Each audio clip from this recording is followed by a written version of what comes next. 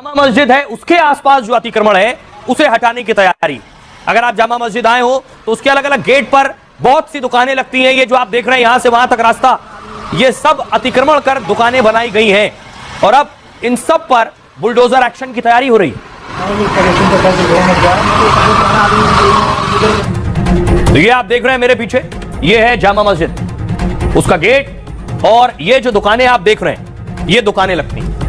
दरअसल जामा मस्जिद के पास bulldozer action हो सकता है जल्दी, क्योंकि दिल्ली हाई कोर्ट ने एमसीडी को बड़ा आदेश दिया है। कोर्ट ने कहा है जामा मस्जिद के आसपास सर्वे कराइए, सर्वे में अगर अतिक्रमण मिला तो फिर बुलडोजर चलाइए, क्योंकि जामा मस्जिद प्रसिद्ध धार्मिक और ऐतिहासिक जगह है।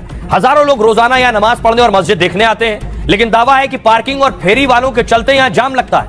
निजात के लिए फरहत हसन और कुछ लोगों ने हाईकोर्ट में याचिका लगाई।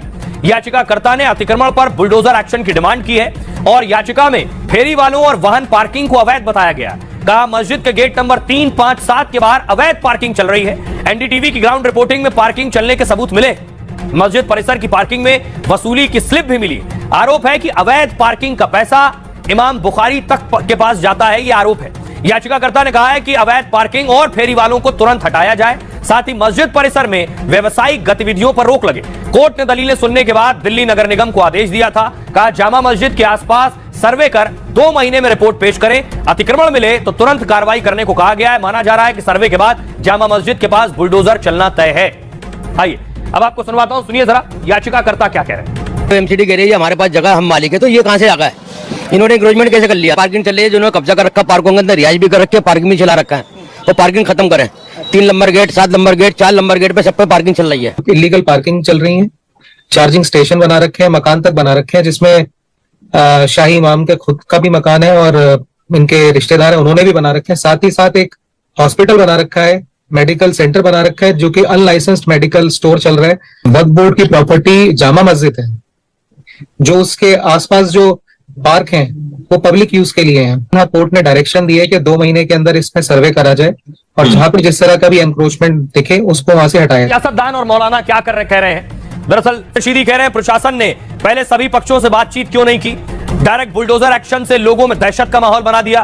कोई भी कानून को हाथ में ना ले और दोषियों पर एक्शन हो, लेकिन किसी बेगुनाह के खिलाफ कार्रवाई नहीं होनी चाहिए। ओवैसी ने कहा दिल्ली की मस्जिद के पास जो हुआ है वो सरासर गलत है। इस अपराध के लिए काला वक्फ संशोधन कानून जिम्मेदार है। जहां बुलडोजर चलाया गया वो जमीन वक्फ की संपत्ति है, लेकिन दिल्ली वक्फ बोर्ड भी इस मिलीभगत में शामिल है। अब दिल्ली वक्फ बोर्ड को सुप्रीम कोर्ट में याचिका लगानी चाहिए।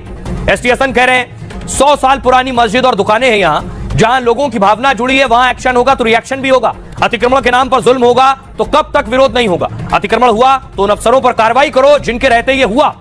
प्रमोद तिवारी कांग्रेस सांसद कह रहे हैं ये प्रशासन की नाकामी है, उन्हें लोगों को भरोसे में लेना था। अगर तोड़ना ही था तो दिन के उजाले में क्या दिक्कत थी? आखिर रात के अंधेरे में प्रशासन ने बुलडोजर क्यों चलाया? आइए आपको सुनवाता हूं, सुनिए सियासतदानों।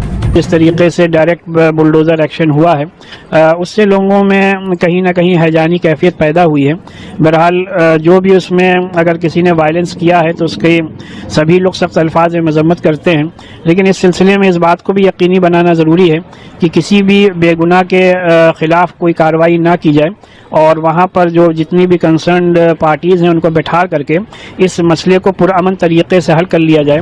लीगल आप एनक्रोचमेंट को मतलब लीगल फ्रेमवर्क में देखते हैं, इतनी संवेदना फिर भी होती है कि सर्दी की रातों को नहीं चुनते। अब सर्दी की रातों को चुन रहे हैं लोग रजाइयों में। अभी जो दिल्ली में बीते 2-3 दिनों से जो ठंड का आलम है उसमें इतनी मानवीयता नहीं होनी चाहिए थी। बुलडोजर की तरह सोचने भी लगे हैं क्या? दिमाग में संवेदना की जगह बुलडोजर घुस गया, ये नहीं होना चाहिए।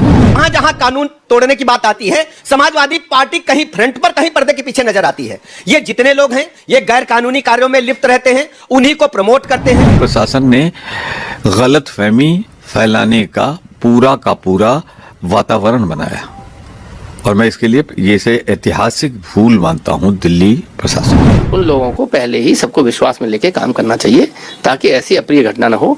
बाकी कानून तो बना ही हुआ है, जिसने कानून तोड़ा है उसके खिलाफ जो कानून बने हुए हैं उनमें कार्रवाई होती है, होती रही। सर्वोच्च न्यायालय और उच्च न्यायालय के आदेशों का पालन होना चाहिए और कार्रवाई मजबूत होनी चाहिए। और अगर कार्रवाई के बाद पत्थरबाजों को, अराजक तत्वों को डर लगता है तो ये डर अच्छा है, ये मैं कहना चाहता हूं। आप तो खुद उकसा रहे हैं लोगों को और लोग आपके जाल में फंस रहे हैं।